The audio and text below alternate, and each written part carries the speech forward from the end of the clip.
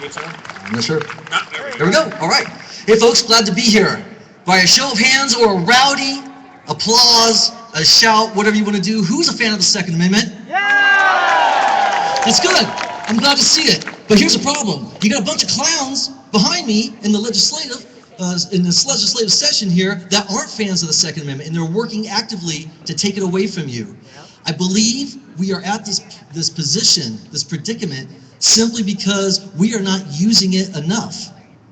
How do you use the Second Amendment? They're working to take it away. If we use it, maybe we can keep it. So let me talk about using it. In order to use the Second Amendment, you first must have a gun, because the operative word of keep and keeping arms is owning a gun. The second is to hold it, to bear it, to carry it with you. So to keep and bear arms, you must own a gun, you must carry a gun. That is exercising your Second Amendment, that is using it every day. I talk fast, I only got a few minutes here, so let's get this going. I'm not going to be inspirational, I will be instructional though. How can you use your Second Amendment so that the hope is that we won't have it taken away from us by active usage? Let's start with gun ownership. There are some of you who own guns. There are some of you who would like to own a gun. I want to speak to those of you who would like to own a gun. I always want to talk to the newbies. I love them. You come into my store all the time. You have questions, intelligent questions, and this desire, this genuine desire to participate in the Second Amendment. So let's start. When you walk into a gun store, don't be overwhelmed. There's lots of choices. Relax. The way I work with people is I'll ask them, what do you want to use the gun for? With that purpose, and I'll tell you what they overwhelmingly say, they'll say personal defense, self-protection, home protection, and some occasional recreation. With that, let's start with the gun. If it has anything to do with personal protection, it's got to be reliable. You cannot tolerate a finicky gun, a gun that has to be perfectly clean, a gun that may or may not work in your time of need. Has to be reliable. So how do we do that? Well, when you're looking at a gun wall and that's got hundreds of guns on there, where do you start? I have a suggestion, and this is what I coach people to do. Identify a major manufacturer that makes you happy. Choose a model from that manufacturer that has a known history of reliability. How do we define that?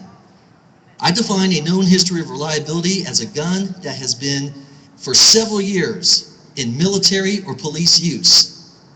The thought is, if it's working well for them, it should work well for you. Does that make sense? Yeah. All right, so let's start with that. Now, let's select a gun that fits your hand. The operative word is it's a handgun. Let's fit it to your hand so you can operate the controls and exercise the fundamentals of marksmanship. Beyond that, let's talk about personal preference. What do you like? Who cares what your neighbor is shooting or what your brother had recommended to you? It's your money. It's your gun. Make yourself happy. Choose what you want. So are we done? We have our gun. We've gone through the federal and state paperwork. We've passed our background. Now we have this fine piece of machinery. Are we done? No. Just as you took driver's training to operate your vehicles on these roadways here, you need to have some gun training so you can safely and proficiently operate your gun. There are tons of schools out there. I'm not going to advocate any of them because that's their business. That's their job to do. What I am going to do is encourage you to seek out training, and training is not a one-time event. Training is an ongoing thing. You establish a baseline of skills and you build upon them. And skills are perishable, so you need to attend gun schools or private lessons as you can, as time and money allows. So you have your gun, you have some training. Are we done yet? No, because the operative word in keep and bear arms is the bearing of arms. Carrying the arms, we do that in California with a CCW. Do you know what that is? Yeah. Carry Concealed Weapon License. It is a license, and you can do it. Many people before you have done it, so why not you? You're the first-time gun owner. Don't think that that is above your head. Pursue your CCW license. Most of you will have to go through your county sheriff because he is your chief law enforcement officer. He has the procedures in place. You need to learn what those are. It will most likely involve an 8 to 16-hour class, the standard state application, fingerprinting, an interview, and so on. And when your CCW arrives in the mail, from that point on, you are now able to use your Second Amendment. You can carry your weapon with you as you go about your daily business. It's not doing you any good locked up in a safe at home when you're not at home. Use your Second Amendment. Use your CCW. Commit to use it every day. I do know of some people who don't use their CCW as often as they could, but that should not be you. Commit to it. Are we done yet? So you have the gun, you have the training, you went through the process, the vetting process of obtaining your CCW. Are you done? I would suggest not.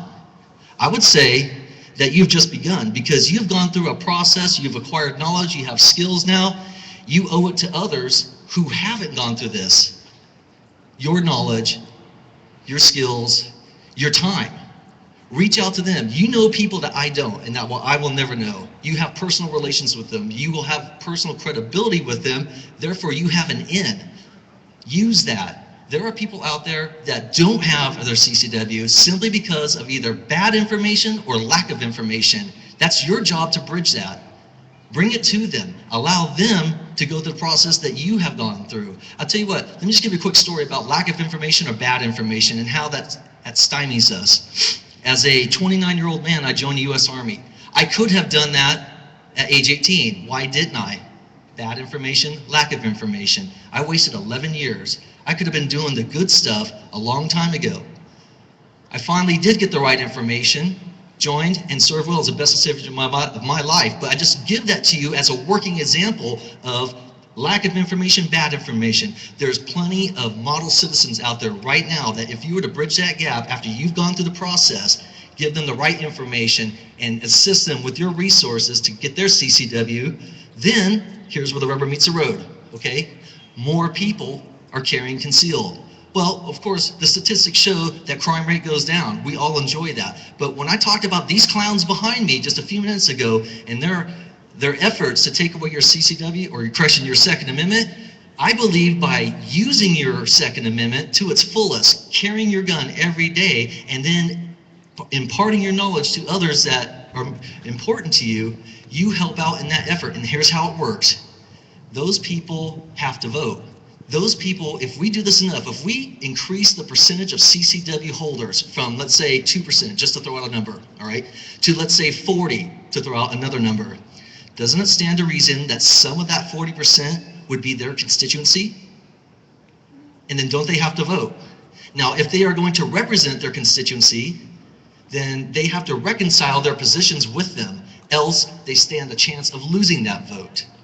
That's where I like this plan. This plan is something that you can do. We can talk about the egregious legislation that they're proposing and how we don't like it, but talk doesn't do anything. What I want to do is give a game plan to people that they can execute, and every one of you can execute this right now. We all have the Second Amendment, so let us use it.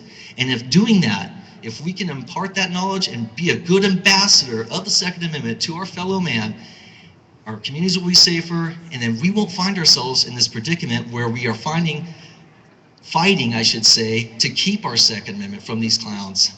Folks, that's it. That's all I got for you. I'm charging you with that. Seek your knowledge, exercise your Second Amendment, be a good ambassador. Thank you.